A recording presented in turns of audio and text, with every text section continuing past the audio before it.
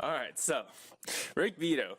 When I first clicked on the video for Rick Vito, my initial thought was, wow, this does not look like the type of guy that would listen to pop music. You saw the video too, right, Barima? What did you think?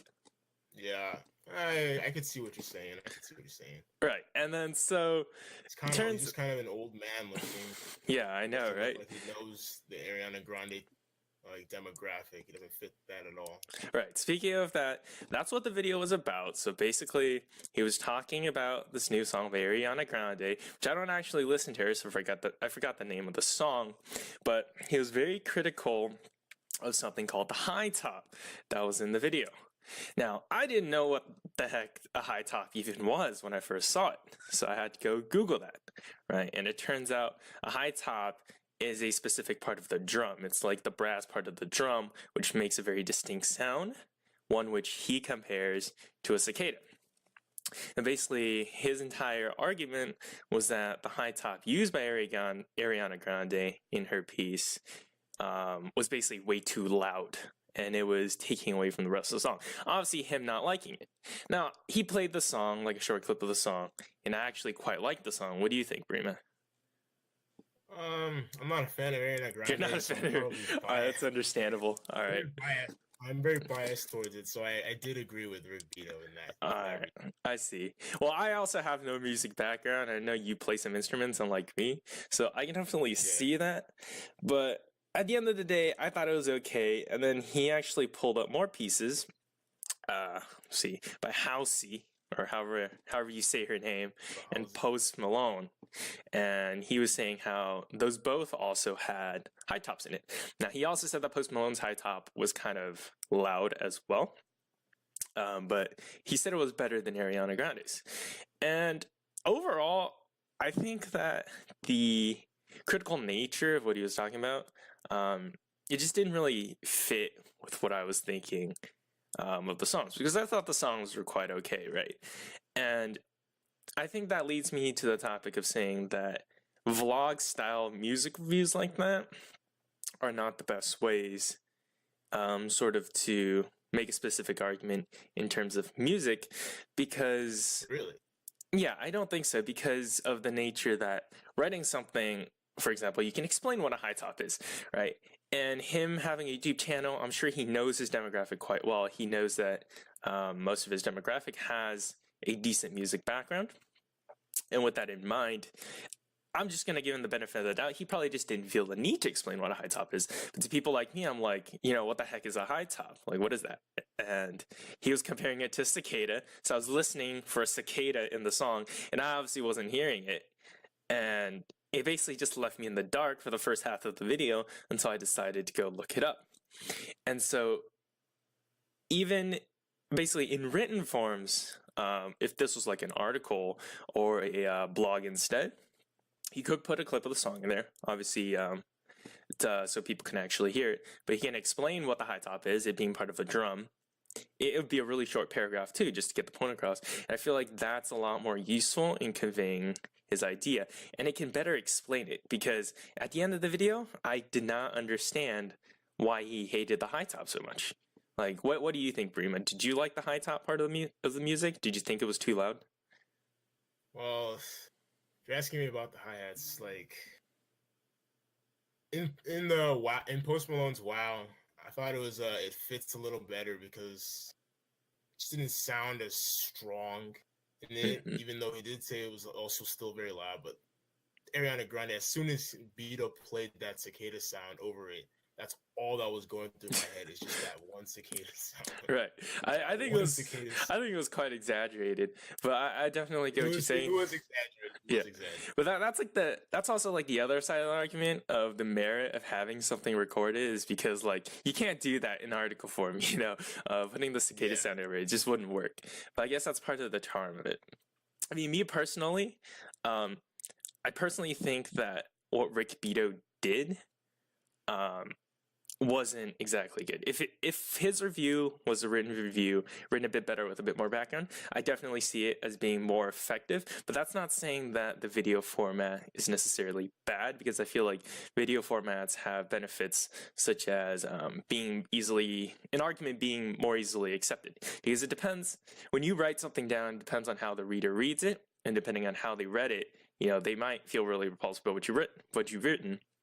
Versus if you deliver it in a more soft-spoken way, basically in a video, I see people more accepting of these ideas, especially the ones who don't agree with you. And I feel like that's kind of what I was talking about with Rick Beato, as in I didn't really agree with what he was saying about Ariana Grande's song being bad. But I definitely respect it if he doesn't like it. But if it was written, as soon as I saw it and I heard the song, I'm like, oh, this song is pretty good. I'm just going to listen to the song instead now. I'm not going to read this article anymore. You know what I mean? I do. Mm-hmm. All right. So if I understand correctly, you guys also went to the Phantom Station concert a while ago. And I was curious on what you guys thought about that. Yeah, so the Phantom Station concert was pretty unusual. It was a different style of music that you're used to. It's called conduction music, and instead of using sheet music in the conductor, they completely forgo the sheet music, and they only use a conductor, and he uses hand signals and stuff like that to kind of tell how the audience, the ensemble will perform. What did you think about that, Barima? Put it in a word. The whole Phantom Station's conduction concert, it was bizarre. It was not what I expected at all. The whole concept, having an orchestra without sheet music, it's just ridiculous. It's like, how do I put this? Going to a barbecue and the grill master is making burgers without a spatula, or you're putting out a fire without water. I mean, you could do it, but the end results are not going to be very good. And that was the end result of the Phantom Station. It was just not good. It was So would you say it wasn't good just because you weren't used to that kind of style, or you just thought they didn't perform that kind of style well? It's probably the former. I was not used to it. Going into it, I was expecting the typical orchestra, Beethoven, Bach kind of music. Instead, it was just this discombobulated mess of sound. Okay, yeah. Well, the style itself does kind of lend to a discombobulated sound, because there really isn't any order to it other than what they interpret the conductor to be telling them. So you end up with a bunch of random sounds that hardly will go together, but you can tell that they are pretty focused on what they are doing, trying to make the sound cohesive. That is true, I will admit. One thing I noticed was that the wind instruments in unison weren't very good, but once you picked out each individual player's their sound, they sounded pretty good. They sounded professional. They sounded well oiled and everything. It's just putting them together did not come out very well. Can I just say that when I was talking to Michael after one of or during a after I was meeting, he was talking about how he had friends who went to the concert, and these are actually music majors, and they actually said the concert was quite bad. It was bad. Oh, really? They said it was bad. They said the concert was quite bad, and I'm just gonna jump in and say that's probably due to maybe a lack of motivation, because once they walked in, they saw the cat kids. They're like, well, it doesn't really matter. They're not gonna understand it anyway. But that's what I'm thinking. That makes sense. I don't really see that, because I used to perform, and even if I saw the audience, even like I said, mostly you're performing for parents at a high school level, and you know that most of them aren't really going to understand the type of music you're performing, but you still kind of put your heart out into it because it's something that you worked really long for. And I don't really kind of buy that they did it bad because they saw an audience that wouldn't really care. Well, I'm not saying that they would. I wouldn't say they were purposefully doing it bad. It's just right. if you see a ton of these music major or people who understand music standing in the audience, you feel more inclined to just perform better, right? If you miss a note, you're like, oh crap, that should have been something different. Versus, well, these guys aren't really going to pick it up anyway if they don't really understand what's going on. So it's not that bad. We'll just pick it right back up. was there any justification as to why the music major said it was bad, other than just it's bad? No, it was sort of just like just a word of mouth. Just said it wasn't very well. I brought up the fact that I didn't think it was. I tried to beat around the bush and didn't outright say that it wasn't good, which is why Michael's like, yeah, it just wasn't. It wasn't that great. He didn't go, but he told me that he had friends who went who didn't really like it. Okay. Perhaps maybe we're just not very good. We're just that bad. That's a possibility. It might be a possibility, yeah. I mean, Well, you guys actually don't- never really touched on it. Did you guys actually think it was bad? Because you said it was kind of messy, it was discombobulated. Take it for face value. Do you think it's good or bad? I personally thought it was pretty good. I mean, maybe I just don't understand the style enough to know what good would be for a conduction style concert. But listening to it and seeing how odd it was, and still being able to see the way that they were performing was very like focused. It kind of felt like they were doing a good rendition of what conduction music is meant to be. I mean, considering the improv nature of the performance, well, it's not the semi-improv nature of the performance. I stand the reason that it was good, but going back to that the grill analogy I made earlier, he could deliver you a perfectly fine burger with no spatula, but it's just gonna make it all the more difficult to make it as good as compared to you actually having the spatula on hand.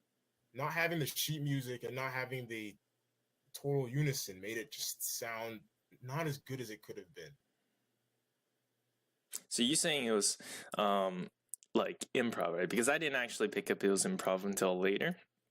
Now, is it right to assume that they never actually practiced the piece, or is this actually something that was already planned, or they were just making it up on the spot?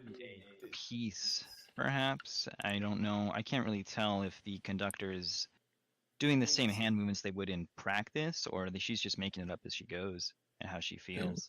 So I think that the concert itself is pretty improv and kind of depends on what the conductor feels like she wants to do at the moment. Because like in the little bit that I did dabble in music, which it's a pathetic amount compared to like you, but like in the little bit that I did dabble, reading sheet music is more like supplemental for me, because if I wanted to do a song or something, most of it came from muscle memory and me just knowing where the notes are, right? Instead of just reading it off the music. Obviously, these guys are way higher level and way past what a beginner is. Maybe they can read it right off the sheet music, but without that practice there, I mean, there's sort of a lack of cohesion, right? Wouldn't you agree? Yeah. Well, at the same time, when you see the hand movements the conductor is making, they don't really seem like there's any distinctions between them. And even so, you can see that they make different sounds, even if she's doing like the same kind of movement. So maybe there was a bit of practice that went into it, knowing like, hey, at this point in time, she wants us to make this thing sound kind of spooky or more electronic. Because there was like an electric violin or something going on there, and the sound was different like every time she would do like the same hand movement or whatever. Okay. What do you think, Barima? I mean, to go off topic a little bit, one thing that I did enjoy was the percussions. Percussions did sound pretty good. Perhaps maybe because I'm a drummer and I sort of I understand how the drums are supposed to sound. Maybe I think it sounded a little better because of that. And there was less people to coordinate playing the percussion instruments than rather than the wind. So it did sound a little better in comparison than the wind. But still, I'm just going back to that same point. Without the sheet music, it just did not come out as it should. Did not come out sounding right at all. So would the concert have been better if it was only percussion? Then you would just have a percussion concert, and that's probably going to sound good either. So basically, they all needed to be together to form a conduction style concert, or they just fail at doing that by being together? Well, again, going back to what we said, you said, would a percussion by itself be good? That's the thing. I'm not going to say most people, but a lot of people didn't think it was very good, right? And that sort of comes down to, is it taking it at face value for what it is, as a piece of improv. Because I'm gonna say right now, I'm sure these are talented people, and as a piece of improv, I'm sure people who can see that it's quite a bit a talent to be able to make something that's even remotely cohesive while not having a script or street music or anything. But just as a piece of music, if you showed this to someone random off the street, would they think it's good? And how is that important in terms of what music is? All right, they probably wouldn't think it was good if they had no context behind it. Like if you thought that they had been practicing this for days, you probably think they were like some beginner level concert Wait. group. Matthew, pause. Kevin, do you mean to transcribe the actual performance into sheet? No, what I mean is if you showed it to someone off the street and they say it's not good, right? Show them the performance. Yes. Like a video How recording does of the performance? how does that define what music it is? It's basically what I'm trying to touch on right now. Did it have to be good to be considered music? Well, I mean, to the average person, without any context, if you just showed them a performance, they probably would say that's not music, because the general idea that music is something that is cohesive, it flows together, it kind of tells a story, and if you just have a bunch of random notes like that concert kind of sounded, then they're probably not going to think it was actual music. Would a music major think it's music? If a music major saw that concert, had a bit more context like we did, I feel like they might be able to say, yeah, it was closer to music, but like you said, that those music majors felt the concert wasn't good. Right. And I might have to disagree with them because it is an improv piece. Mm-hmm. And I feel like if conduction music itself is improv, then it was a good concert. So that's where our disconnect, right? Yeah, our disconnect is with our big idea is, what's the significance of the separation here? Because if music is music, right? Going back to what I was talking about with Rick Beato, I'm sure a music major would agree with him saying that high beat is way too loud. But me, just a regular person, I thought it was okay. So that disconnect with people who are more deep into it and into the major or something, and just someone common like me, there's obviously a disconnect here with the idea of music behind it, right? And does the professional have to think that this is a good piece for it to be a good piece, or if just ton of people, common people? I mean, Ariana Grande is obviously very popular. I'm not the only one who thought it was not bad, right? Does that make it good music? See the point you're trying to make. What do you guys think?